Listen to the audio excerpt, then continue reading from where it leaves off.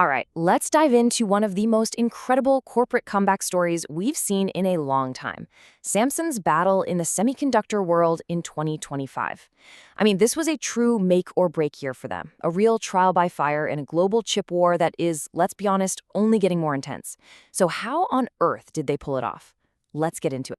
So here's the thing. This wasn't just one problem. Samsung was facing an existential crisis on two completely separate fronts.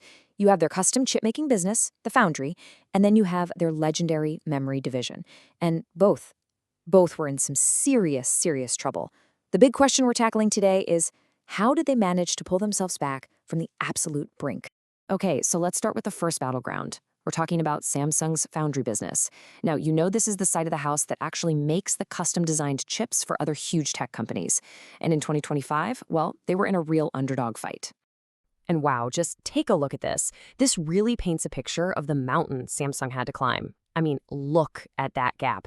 At the end of 2024, the undisputed king, TSMC, had almost 65% of the entire market. And Samsung, they were a distant second, barely hanging on with just over 9%.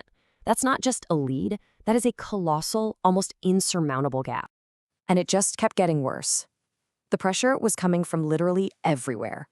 Internally, they had to slash their spending on chip production by half, 50% for 2025. Then you had all these reports flying around about quality problems, persistent yield issues with their super advanced 3-nanometer chips. And as if that wasn't enough, you've got TSMC pulling even further ahead. And now a resurgent Intel is jumping into the fray, really aggressively pushing its new 18A process. Samsung was getting squeezed from all sides.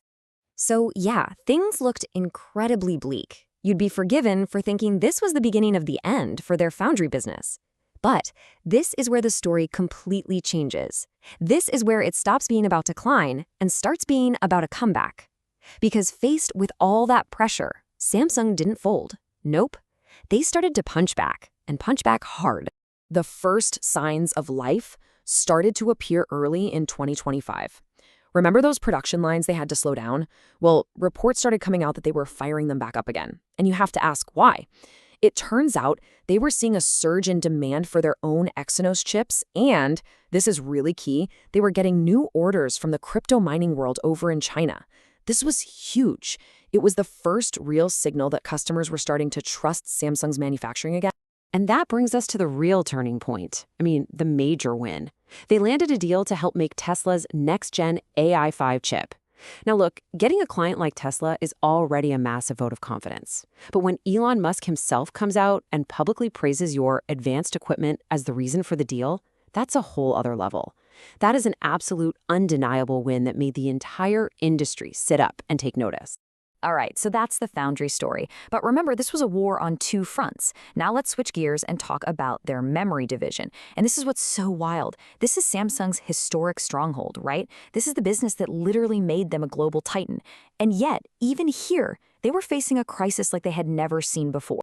So get this, even in memory, their crown jewel, the situation was absolutely dire.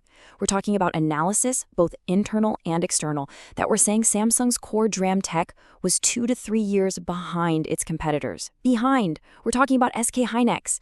For a company that had dominated this market for more than 3 decades, this wasn't just bad news, this was a full-blown code red emergency. So, faced with this, what did they do?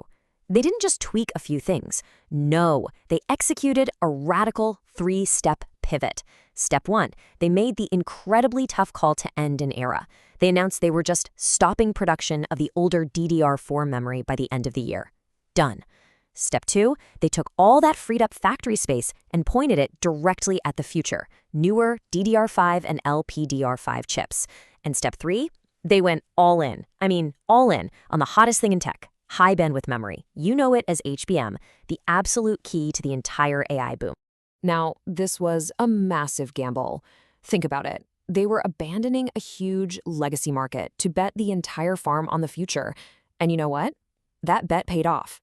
And not just paid off, it paid off faster and more spectacularly than pretty much anyone could have ever predicted. And this number pretty much says it all, 7 trillion won. That's not revenue, that's operating profit for their semiconductor division in a single quarter. Q3 2025. That's a staggering 80% jump, and it was driven almost entirely by that incredible rebound in the memory business. So, how did they get to that number? It was just this perfect storm of success. The memory business didn't just do well, it hit an all-time quarterly sales record. That big, risky bet on HBM, it paid off big time as they ramped up to full-scale production of the latest HBM3E for every single one of their major customers. And they weren't even stopping there. They were already a step ahead, shipping out samples of the next-gen HBM4 to every client that wanted them. It was just a flawless execution of a super high-stakes plan. So, let's pull back for a second. What does all of this mean? After this incredible year of survival and a massive rebound, where does Samsung stand? Well, the thing to understand is that 2025 wasn't the end of the story. Not even close. It was really just the setup for what's coming next in 2026, a new and probably even more intense phase of the chip wars.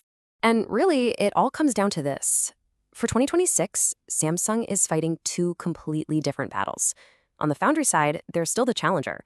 The goal is simple but hard. Close that massive gap with TSMC and fight off Intel.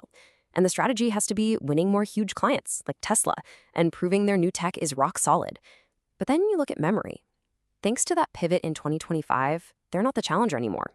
They are the reigning champion in the all-important HBM market, and their job is totally different. Defend the crown from SK Hynix and Micron, who are coming for it hard. So that leaves us with one final crucial question. In 2025, there's no doubt Samsung proved it could stare right into the abyss and fight its way back. It was an absolute masterclass in resilience. But here's the reality of the semiconductor world. The fight never, ever stops. Your competitors are always getting smarter, always getting stronger. So while 2025 was an incredible story about winning the battle, the war for the future, that is far from over.